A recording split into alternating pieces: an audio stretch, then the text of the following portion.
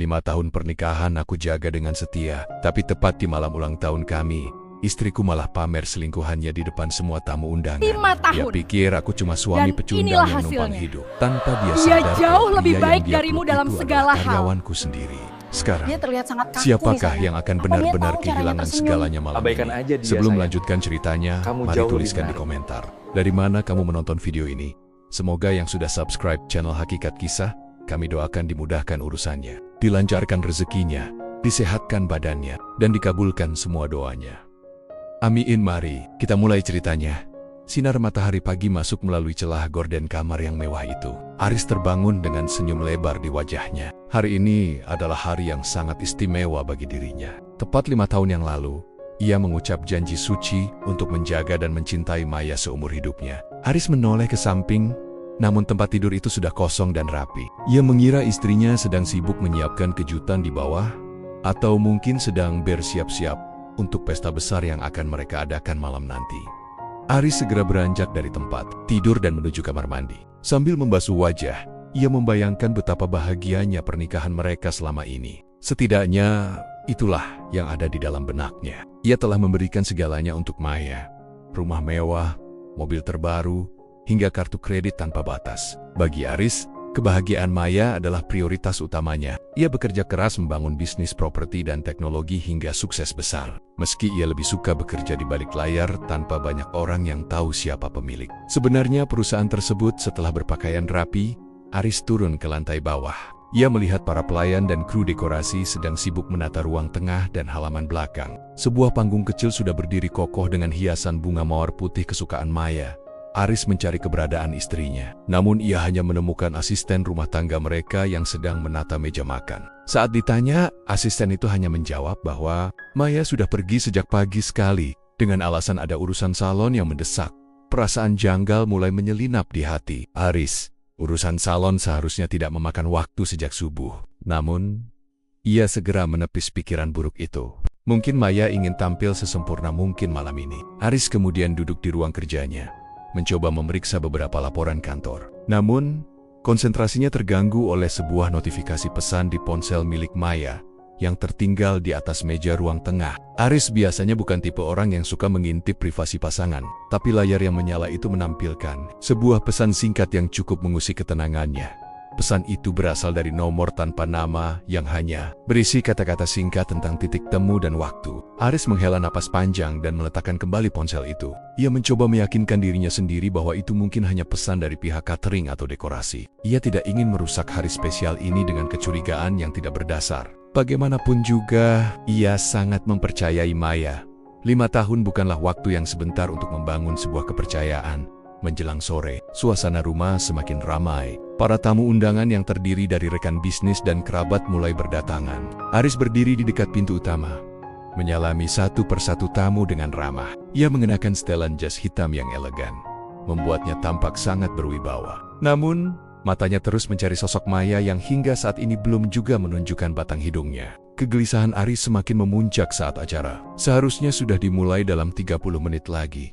Tepat saat matahari mulai terbenam, sebuah mobil sport merah berhenti di depan lobi rumah. Pintu terbuka, dan Maya turun dengan gaun yang sangat mencolok dan seksi. Aris segera menghampirinya dengan senyum lega, mencoba memegang tangan istrinya. Namun, Maya justru menarik tangannya dengan kasar, dan memberikan tatapan dingin yang belum pernah Aris lihat sebelumnya. Tidak ada kata manis, tidak ada ucapan selamat ulang tahun pernikahan. Maya langsung berjalan melewati Aris begitu saja menuju kerumunan tamu.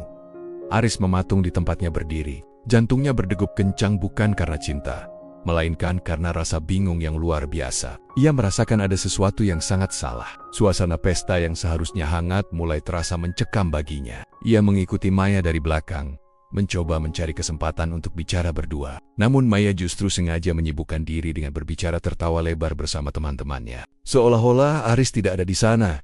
Di tengah keramaian itu, Aris menangkap gelagat aneh dari beberapa tamu yang saling berbisik sambil melirik ke arahnya. Ia merasa menjadi pusat perhatian dalam artian yang negatif. Saat Aris mencoba mendekati meja minuman, ia mendengar samar-samar percakapan tentang seorang pria yang dikabarkan sedang dekat dengan istrinya. Aris mengepalkan tangannya kuat-kuat. Ia masih mencoba bertahan demi martabat pesta ini. Namun badai besar tampaknya sudah siap menghantam pertahanannya.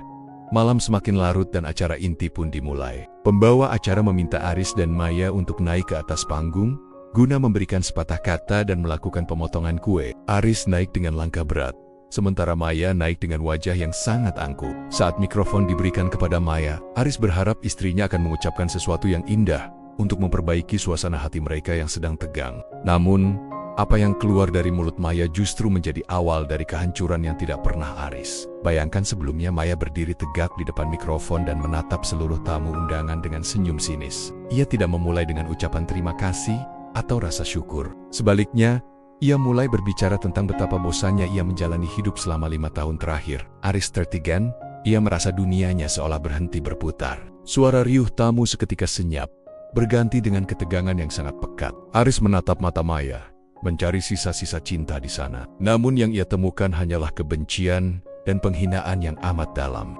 Suasana di aula besar rumah itu mendadak sunyi senyap. Ratusan pasang mata kini tertuju ke arah panggung, menantikan apa yang akan diucapkan Maya selanjutnya. Aris berdiri di samping istrinya, masih memegang sepotong kecil kue yang rencananya akan ia suapkan sebagai simbol cinta. Namun, tangan Maya justru menepis tangan Aris hingga kue itu jatuh ke lantai dan hancur berantakan.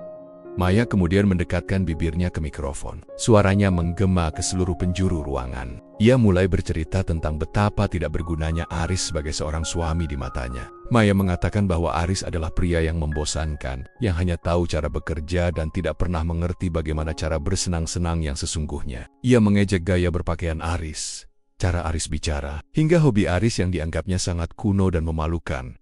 Para tamu undangan mulai saling berpandangan. Ada yang menatap Aris dengan rasa kasihan. Namun tak sedikit pula yang menahan tawa sambil merekam kejadian itu dengan ponsel mereka. Aris merasakan wajahnya memanas, bukan karena marah, tapi karena rasa malu yang luar biasa hebatnya. Ia tidak menyangka wanita yang ia muliakan selama 5 tahun ini tega menguliti harga dirinya di depan umum tepat di hari yang seharusnya menjadi perayaan cinta mereka. Maya tertawa kecil melihat ekspresi Aris yang mematung. Ia melanjutkan hinaannya dengan mengatakan bahwa pernikahan ini adalah sebuah kesalahan besar.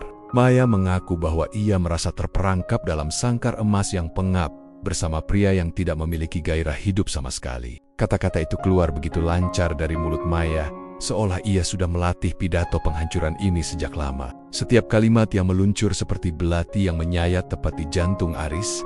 Aris mencoba meraih mikrofon dari tangan Maya, berusaha menghentikan kegilaan ini sebelum keadaan semakin memburuk. Namun, Maya justru menjauh dan mendorong dada Aris dengan kasar. Ia berteriak bahwa ia sudah muak berpura-pura menjadi istri yang bahagia. Maya mengatakan bahwa Aris hanyalah seorang pegawai kantoran biasa yang beruntung bisa menikahinya. Ia tidak tahu bahwa rumah dan segala kemewahan ini adalah murni hasil jerih payah Aris.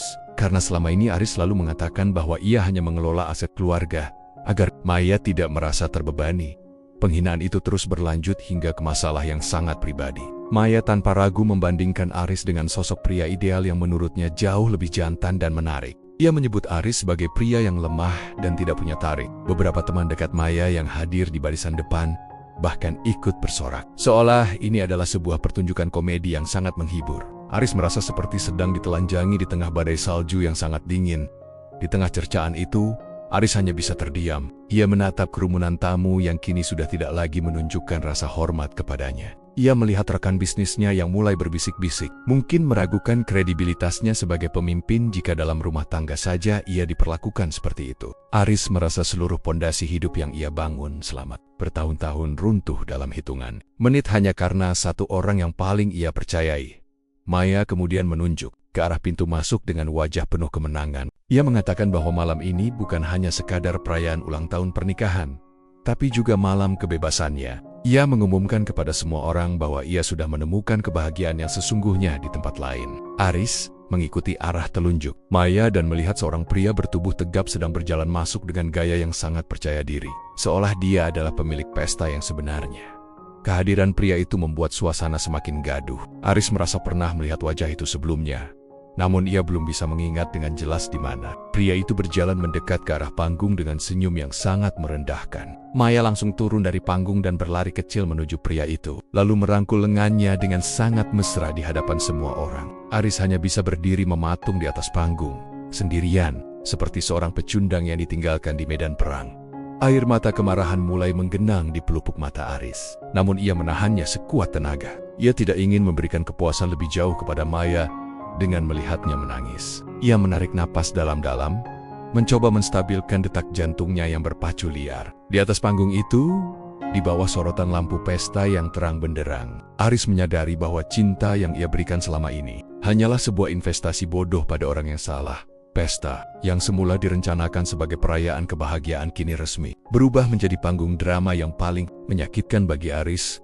Ia bisa merasakan tatapan sinis dan tawa mengejek yang diarahkan padanya dari segala penjuru. Namun, di balik rasa hancur itu, sebuah percikan kecil mulai muncul di dalam hati Aris. Percikan itu bukanlah lagi cinta, melainkan sebuah tekad dingin untuk membalas setiap tetes rasa malu yang ia terima malam ini. Aris masih berdiri kaku di atas panggung saat melihat Maya dengan begitu manjanya menyandarkan kepala di bahu pria asing itu. Pria itu memakai setelan jas yang tampak mahal, namun bagi mata Aris yang sudah terbiasa dengan barang mewah, ia tahu jas itu adalah barang tiruan berkualitas tinggi. Mereka berdua berdiri tepat di tengah aula, menjadi pusat perhatian yang memuakan bagi Aris. Maya tampak begitu bangga, seolah-olah ia baru saja memenangkan sebuah piala penghargaan paling bergengsi di dunia. Pria itu kemudian melingkarkan tangannya di pinggang Maya dengan sangat posesif. Ia mendongak menatap Aris yang berada di posisi lebih tinggi, lalu memberikan senyum miring yang penuh ejekan. Tidak ada rasa bersalah di wajahnya. Yang ada hanyalah sorot mata yang seolah mengatakan bahwa ia telah berhasil merebut apa yang menjadi milik Aris. Maya tertawa kecil sambil membisikkan sesuatu ke telinga pria itu, lalu kembali menatap Aris dengan tatapan yang sangat meremehkan. Keadaan di dalam ruangan itu benar-benar kacau secara emosional. Para tamu yang tadi hanya berbisik, kini mulai bicara dengan suara yang lebih keras. Aris merasa seperti sedang menonton sebuah film horor di mana ia adalah korban utamanya. Ia turun dari panggung dengan langkah yang sangat pelan, mencoba menjaga agar tubuhnya tidak gemetar karena amarah yang memuncak. Setiap langkah yang ia ambil terasa sangat berat, seolah lantai yang ia pijak berubah menjadi lumpur hisap yang ingin menelan harga dirinya. Bulat-bulat, ketika Aris sudah berdiri hanya berjarak beberapa meter dari mereka, Maya justru sengaja mencium pipi pria itu dengan suara yang sengaja dikeraskan. Aris mengepalkan tangannya di dalam saku celana hingga buku-buku jarinya memutih. Ia menatap lekat wajah pria yang menjadi selingkuhan istrinya itu. Wajah itu tampak sangat familiar. Aris mencoba menggali ingatannya, mencari di folder mana dalam otaknya ia pernah melihat pria ini. Ingatannya mulai bekerja dengan cepat, memindai ribuan wajah yang pernah ia temui. Maya kemudian bersuara lagi. Kali ini tanpa mikrofon namun cukup keras untuk didengar oleh orang-orang di sekitar mereka. Ia mengatakan bahwa pria di sampingnya ini adalah lelaki sejati yang tahu bagaimana cara menghargai wanita cantik seperti dirinya. Ia menyebut Aris sebagai pria yang membosankan dan terlalu kaku dalam menjalani hidup. Maya bahkan tanpa malu mengatakan bahwa ia sudah menjalin hubungan dengan pria ini selama hampir 1 tahun di belakang Aris.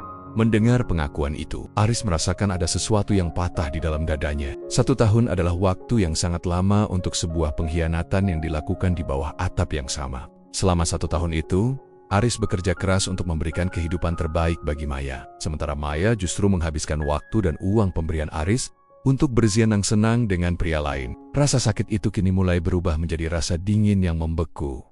Pria di samping Maya itu akhirnya membuka suara. Ia menyapa Aris dengan nada bicara yang dibuat-buat sopan, namun sangat merendahkan. Ia memanggil Aris dengan sebutan bos kecil dan mengatakan bahwa Aris tidak perlu terlalu bersedih, karena cinta tidak bisa dipaksakan. Aris hanya terdiam.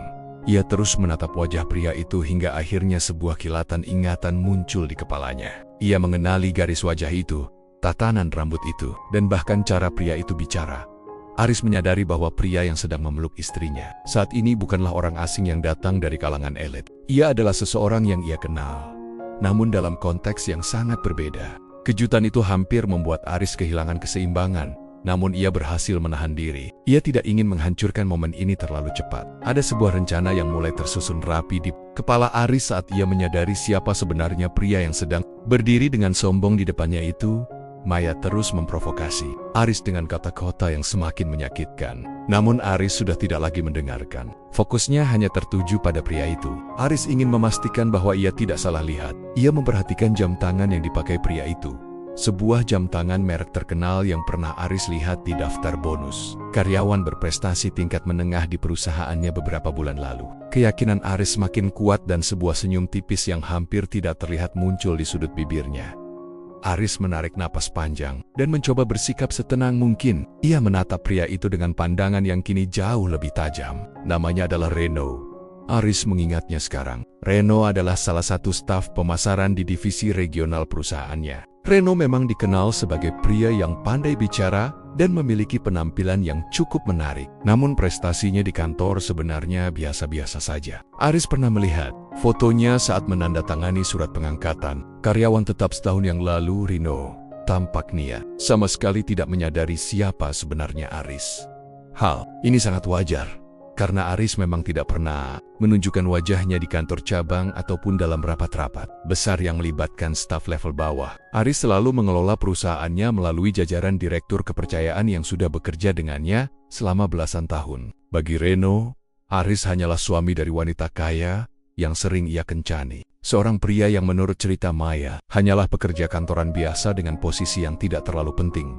Maya kembali bicara dengan nada tinggi. Ia menyuruh Aris untuk segera pergi dari rumah itu, karena menurutnya Aris sudah tidak pantas berada di sana. Ia mengklaim bahwa segala yang ada di rumah ini adalah miliknya, karena Aris hanyalah menumpang hidup pada nama besar keluarganya. Aris hampir saja tertawa mendengar pernyataan konyol itu. Maya benar-benar tidak tahu bahwa aset keluarga yang ia banggakan itu sebenarnya sudah lama bangkrut, dan Arislah yang selama ini diam-diam melunasi semua hutang orang tua Maya.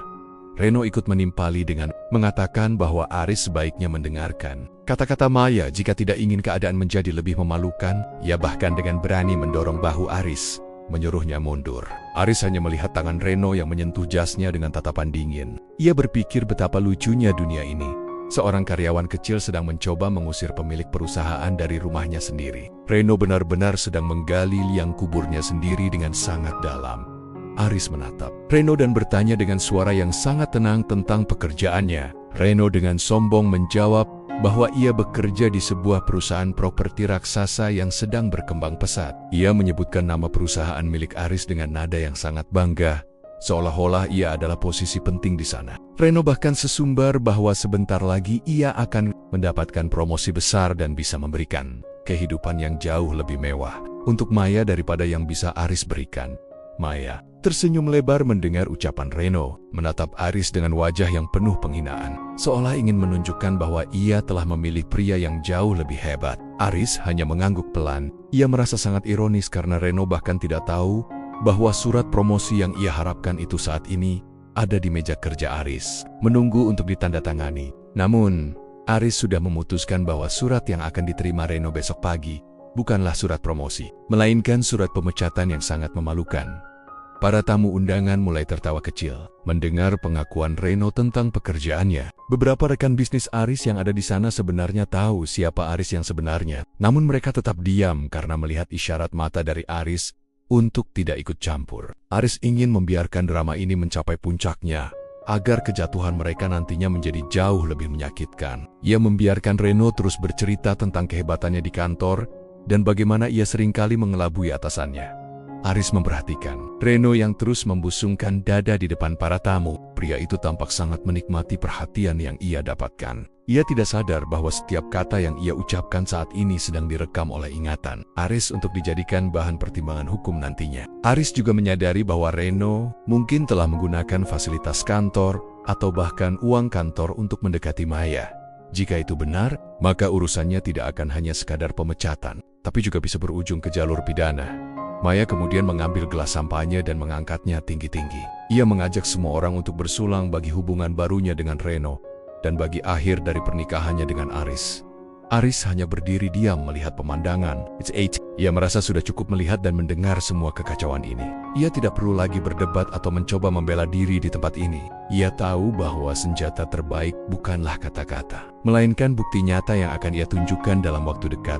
Sebelum Aris melangkah pergi, ia menatap Reno sekali lagi dengan tatapan yang sangat dalam. Ia berkata dengan suara rendah bahwa dunia ini sangat sempit dan terkadang orang tidak tahu dengan siapa mereka sedang berurusan. Reno hanya tertawa meremehkan dan menyuruh Aris untuk berhenti berlagak seperti pahlawan di film drama. Aris tidak membalas lagi. Ia berbalik badan dan berjalan menuju pintu keluar dengan kepala tegak, meninggalkan pesta yang kini sudah bukan miliknya lagi. Aris baru saja mencapai pintu aula saat suara melengking Maya kembali menghentikan langkahnya. Maya berteriak di depan semua orang agar Aris segera menyerahkan kunci mobil dan kunci rumah sebelum dia benar-benar mengusirnya seperti pengemis. Maya berjalan mendekat dengan langkah yang dihentak-hentakan, diikuti oleh Reno yang tampak semakin berani karena merasa mendapatkan dukungan penuh dari sang nyonya rumah. Mereka berdua berdiri di depan Aris, menghalangi jalan keluar seolah ingin memastikan semua tamu bisa melihat momen penghinaan terakhir ini. Maya mengatakan bahwa rumah ini dibeli menggunakan uang hasil penjualan tanah warisan orang tuanya. Padahal Aris tahu persis bahwa tanah itu masih tersangkut sengketa dan dia sendiri yang melunasinya dengan uang pribadi. Maya terus mencaci, menyebut Aris sebagai benalu yang hanya numpang di rumah mewah ini. Beberapa teman sosialita Maya ikut tertawa di latar belakang, menambah kebisingan yang menyayat hati. Aris hanya diam, tangannya merogoh saku jas, dan mengeluarkan dompetnya. Ia mengambil beberapa kunci dan meletakkannya di telapak tangan Maya. Tanpa sepatah kata pun, Reno yang merasa berada di atas angin kemudian menarik kerah jas Aris dengan kasar. Ia membisikkan kata-kata kotor, menghina Aris yang dianggapnya pengecut karena tidak berani melawan saat istrinya direbut. Reno bahkan sempat meludah ke lantai tepat di depan sepatu Aris, menunjukkan rasa tidak hormat yang luar biasa. Para tamu semakin riuh. Ada yang merasa tindakan itu sudah terlalu jauh, namun ketakutan untuk membela Aris karena pengaruh keluarga. Maya yang tampak lebih kuat di mata mereka. Aris menatap mata Reno dengan sangat dingin, namun ia tetap tidak membalas serangan fisik itu. Ia hanya melepaskan tangan Reno dari kerahnya dengan gerakan yang sangat tenang namun bertenaga, membuat Reno sedikit terhuyung ke belakang. Aris kemudian menatap Maya untuk terakhir kalinya malam itu. Ia tidak melihat lagi sosok wanita yang dulu ia cintai. Yang ia lihat hanyalah seorang wanita asing yang telah dibutakan oleh kesombongan dan kebohongan yang ia ciptakan sendiri, tanpa membawa satupun barang berharga kecuali ponsel dan dompet di sakunya. Aris berjalan keluar melewati gerbang rumah yang besar itu. Ia mendengar sorak-sorai kemenangan dari dalam aula, diikuti suara musik yang kembali berdentum keras seolah merayakan kepergiannya. Aris berjalan di bawah guyuran gerimis yang mulai turun, membiarkan jas mahalnya basah kuyup. Ia tidak memanggil taksi segera. Ia ingin merasakan setiap detik rasa sakit dan malu ini, agar ia tidak pernah lupa alasan mengapa ia harus bertindak tegas nanti. Begitu sampai di sebuah hotel, milik salah satu rekan bisnis kepercayaannya, Aris segera membersihkan diri. Ia tidak membiarkan dirinya tenggelam dalam kesedihan lebih dari 1 jam. Aris membuka laptop cadangan yang selalu ia simpan di dalam tas kerja yang tertinggal di mobil kantor yang menjemputnya. Ia segera menghubungi pengacara pribadinya dan kepala auditor perusahaan. Suaranya di telepon terdengar sangat datar, namun mengandung otoritas yang sangat kuat, membuat siapapun yang mendengarnya tahu bahwa sang bos besar sedang tidak ingin bermain-main. Aris memerintahkan pengacaranya untuk menyiapkan dokumen perceraian. Malam itu juga dengan tuntutan pembatalan seluruh hak asuh dan pembagian harta karena adanya bukti perselingkuhan yang nyata. Ia juga meminta daftar aset yang selama ini ia beli atas nama Maya, namun menggunakan dana dari rekening pribadinya. Aris ingin memastikan bahwa ketika matahari terbit nanti, Maya tidak akan memiliki apa-apa lagi selain pakaian yang melekat di tubuhnya. Ia menarik semua akses kartu kredit tambahan yang dipegang Maya, memblokirnya dalam 1 kali klik. Langkah selanjutnya adalah memeriksa data kepegawaian Reno. Aris menemukan fakta yang jauh lebih mengejutkan dari sekadar perselingkuhan. Auditornya melaporkan adanya ketidaksesuaian dana dalam proyek pemasaran yang dikelola oleh tim Reno. Tampaknya, Reno menggunakan uang operasional kantor untuk membiayai gaya hidup mewahnya demi menarik perhatian Maya. Aris tersenyum dingin melihat angka-angka yang tertera di layar laptopnya. Reno bukan hanya seorang pengkhianat rumah tangga, tapi juga seorang pencuri di perusahaannya sendiri. Aris kemudian menyusun strategi untuk hari esok. Ia meminta sekretaris utamanya untuk memajukan jadwal rapat evaluasi tahunan menjadi besok pagi pukul 8 tepat. Ia memerintahkan agar seluruh staf pemasaran termasuk Reno wajib hadir tanpa terkecuali. Aris juga meminta keamanan kantor untuk bersiap sayap, melakukan pengawalan ketat. Ia ingin memastikan bahwa Reno masuk ke kantor dengan kepala tegak seperti biasanya, hanya untuk keluar dengan tangan terborgol, atau setidaknya dengan rasa malu yang tidak akan pernah hilang seumur hidup. Malam itu, Aris tidak tidur. Ia menghabiskan waktunya untuk meninjau kembali seluruh kebaikan yang pernah ia berikan kepada Maya, dan bagaimana wanita itu membalasnya dengan belati. Ia juga melihat bagaimana Reno, seorang karyawan yang ia beri kesempatan untuk berkembang, justru mencoba merusak hidupnya. Rasa sakit di hatinya kini telah sepenuhnya mengkristal menjadi rencana yang sangat rapi dan legal. Aris menyadari bahwa cara terbaik untuk menghancurkan orang yang sombong adalah dengan menjatuhkan mereka dari tempat tertinggi yang mereka kira telah mereka capai menjelang subuh. Semua dokumen sudah siap di meja kerjanya yang baru di hotel tersebut. Aris mengenakan setelan jas terbaik yang baru saja dikirimkan oleh asistennya. Ia bercermin dan melihat sosok pria yang sangat berbeda dari pria yang dipermalukan di pesta semalam. Mata Aris kini memancarkan kekuatan yang mutlak. Ia siap untuk kembali ke kantor, tempat di mana ia adalah raja yang sesungguhnya, untuk memberikan pelajaran paling berharga bagi istri dan karyawan yang telah mengkhianatinya. Pagi itu kantor pusat tampak lebih sibuk dari biasanya. Aris tiba lebih awal dan masuk melalui pintu khusus direksi yang langsung menuju ruang pribadinya di lantai paling atas. Tidak ada satupun staf bawah yang melihat kedatangannya. Di sisi lain, Reno melangkah masuk ke lobi kantor dengan gaya yang sangat angkuh. Ia mengenakan kacamata hitam dan sesekali bersiul, menyapa rekan kerjanya dengan nada meremehkan. Reno merasa hidupnya sudah di puncak dunia. Setelah berhasil menyingkirkan Aris dari rumah mewah itu, ia merasa sebentar lagi ia akan menguasai segalanya bersama Maya. Reno masuk ke ruang rapat besar bersama puluhan staf pemasaran lainnya. Ia duduk di kursi tengah dengan santai, bahkan sempat menyombongkan diri kepada rekan di sebelahnya bahwa ia memiliki hubungan spesial dengan istri dari seorang pria yang punya koneksi hebat. Reno tidak tahu bahwa di balik dinding kaca ruang rapat yang gelap, Aris sedang memperhatikannya dengan tatapan sedingin es. Sekretaris utama Aris masuk ke ruangan dan mengumumkan bahwa pemilik perusahaan sendiri yang akan memimpin rapat evaluasi pagi ini. Suasana mendadak tegang karena sang pemilik hampir tidak pernah menampakkan diri. Pintu ruang rapat terbuka perlahan. Langkah kaki yang mantap terdengar menggema di lantai marmer. Saat Aris melangkah masuk, seluruh ruangan seketika hening. Reno yang tadinya duduk bersandar hampir terjatuh dari kursinya. Wajahnya yang tadinya kemerahan karena bangga mendadak berubah pucat pasi seperti mayat. Matanya terbelalak melihat pria yang ia dorong dan ia ludahi semalam kini berdiri di depan ruangan dengan setelan jas seharga ratusan juta rupiah dan lencana emas. Pemilik perusahaan dikerahnya. Seluruh staf berdiri memberikan hormat, kecuali Reno yang tubuhnya terasa kaku dan lemas. Aris tidak langsung bicara. Ia berjalan perlahan mengitari meja rapat, lalu berhenti tepat di belakang kursi Reno.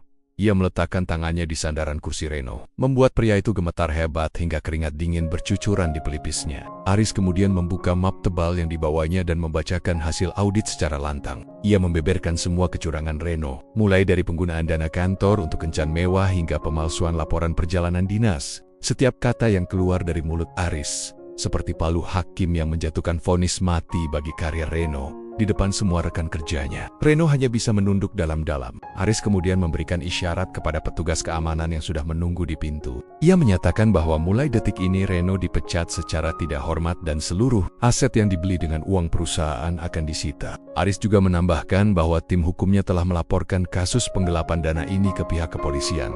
Reno mencoba bersujud di kaki Aris untuk memohon ampun, namun Aris menjauh dengan jijik. Para petugas keamanan kemudian menyeret Reno keluar dari ruangan itu di bawah tatapan hina dari semua karyawan yang hadir. Setelah menyelesaikan urusan di kantor, Aris segera menuju ke pengadilan agama. Di sana, pengacaranya sudah menunggu bersama Maya yang tampak sangat kacau. Maya datang dengan harapan bisa menuntut harta Gonojini yang besar. Namun wajahnya berubah pucat saat pengacara Aris menyodorkan tumpukan bukti perselingkuhan dan dokumen asli kepemilikan seluruh aset. Maya baru menyadari bahwa selama ini ia hanyalah pemegang nama di atas kertas, sementara secara legal, Aris memiliki kendali penuh atas semua aliran dana dan properti yang ada. Aris menatap Maya tanpa ada rasa benci maupun cinta lagi. Yang ada hanyalah kekosongan. Maya mencoba menangis dan memohon agar Aris tidak menceraikannya. Ia beralasan bahwa ia hanya khilaf dan terpengaruh oleh bujuk rayu Reno. Namun, Aris hanya memberikan senyum tipis yang penuh arti. I remember Maya bahwa rumah mewah yang selama ini ia banggakan sudah diganti kunci gerbangnya dan seluruh pakaian. Maya sudah dikemas dalam kardus di depan pos satpam. Aris juga menunjukkan bukti bahwa seluruh kartu kredit Maya sudah mati total, menyisakan saldo nol di rekening pribadinya.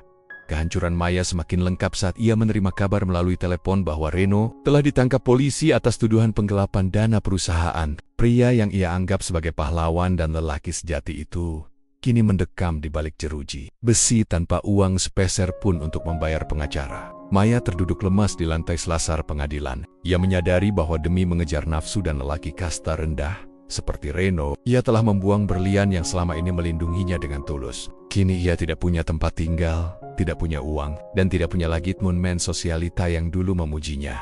Beberapa bulan berlalu, Aris menjalani hidupnya dengan jauh lebih tenang. Ia fokus mengembangkan bisnisnya hingga semakin menggurita. Suatu hari saat ia sedang mengendarai mobilnya melewati area pinggiran kota, ia melihat sosok wanita yang sangat ia kenali, sedang berjalan kaki di bawah terik matahari, sambil membawa tas belanjaan lusuh. Itu adalah Maya.